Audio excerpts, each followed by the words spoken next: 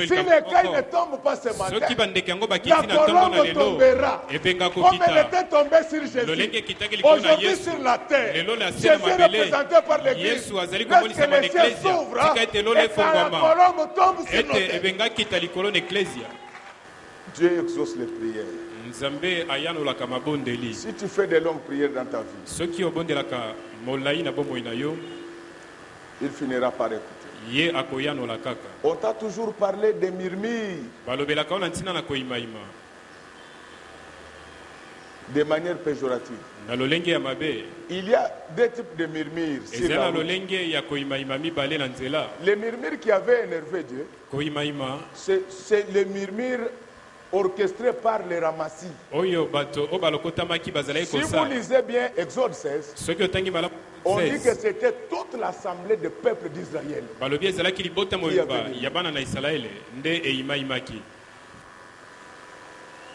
Quel est ce Dieu qui peut appeler les gens et les laisser toujours avec leurs problèmes, leurs maladies, leurs médiocrités, leur pauvreté? Non, ce n'est pas le Dieu dont moi je suis prédicateur. Le Dieu dont je suis prédicateur, moi, il a pour chacun de nous un projet de bonheur et non des malheurs. Ce matin, laisse que les malheurs te quittent et que les bonheurs t'atteignent au nom du Seigneur Jésus. Nous aimons la sanctification et la perfection. Mais ça doit s'accompagner de la bénédiction. Même parmi les apôtres, la Bible dit qu'il n'y avait aucun indigent parmi eux. Alors, j'étais en train d'expliquer les cailles. Les perdrix, ce sont des oiseaux migrateurs. Ce sont des oiseaux qui ne tombent que là où leur force s'épuise. C'est-à-dire qu'ils ont rencontré une force plus forte que leur force.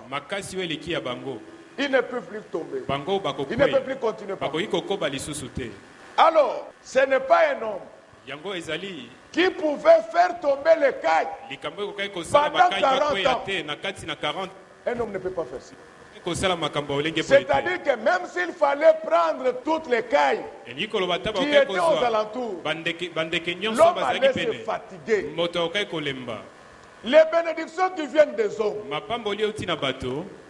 ne dire pas. Mais la bénédiction qui vient de Dieu dira jamais. C'est pourquoi la Bible dit que c'est la bénédiction de l'Éternel qui enrichit. Oh, laisse que la bénédiction de l'Éternel t'enrichisse ce matin. Ce n'est pas parce que nous sommes les enfants de Dieu on doit être là, les rebelles de la société. Non. L'Église doit avoir des professeurs d'université. L'Église doit avoir des ministres, doit avoir des médecins, des avocats, des magistrats, des généraux, des colonels. Même les bourgmestres doivent être membres de cette Église. C'est ça qui fait la force de l'Église. Ça revitalise la foi. Les souffrances, les difficultés, les problèmes amenuisent la foi. Mais vous ne pouvez pas vous poser la question. Quel est cet homme qui peut envoyer les cailles chaque soir pendant 40 ans? Qui a bien choisi. Qui a choisi un patron qui ne tombe jamais en faillite. Il est le rémunérateur de tous ceux qui le cherchent. Ces gens qui étaient sortis d'Égypte, ils voulaient rentrer chez eux. Ils n'étaient pas sortis pour voir Moïse. Comment nous sommes en route vers le ciel? Les cailles ne tombent pas. Nous les réclamons au nom du Seigneur Jésus. Les problèmes avec le peuple de Dieu. Papa, la Bible dit demandez, on fera quoi? On vous donnera. Même Jésus, un jour il a prêché. On arrive en cours de route. Jésus fatigué. Il appelle Pierre et dit moto.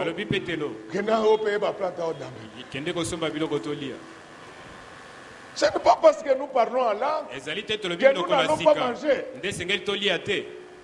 Il y a des prières qu'il ne faut pas faire. Seigneur, donne-moi la force, même si je ne mange pas, que je puisse grossir. Tu vas maigrir. Je suis en train de vous expliquer. Il n'a pas de maison, il faut dire à Dieu que moi je n'ai pas de maison. Abraham, notre père dans la foi, il recevait toujours les anges. Les anges venaient toujours dire à toi. Mais un jour, Dieu a répondu à Dieu. Il dit, mais je suis en train de partir.